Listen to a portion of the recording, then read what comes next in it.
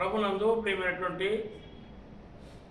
ప్రజలకు ప్రభునామలో వందనాలు శుభములు తెలియజేస్తున్నాము. పరిశుద్ధ గ్రంథము బైబిల్ వాక్యం ఈ రీతిగా సెలవిస్తుంది. 1 తిమోతి రాసిన పత్రిక 6వ అధ్యాయము 7వ వచనంలో, మనం ఈ లోకంలోనికి ఏమీ తెలియదు, దీనుల నుండి ఏం తీసుకొని పోలేము అని పరిశుద్ధ గ్రంథం సెలవిస్తుందండి.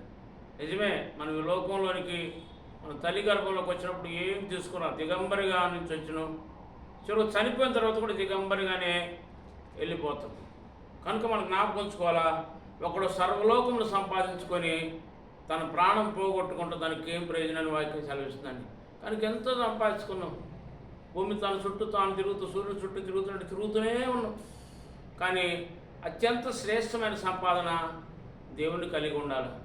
కనుక ఈ లోకంలో మనం ఎంత సంపాదించుకున్నా అంతా ఒకరోజు అది వదిలిపెట్టి వెళ్ళిపోవాలి.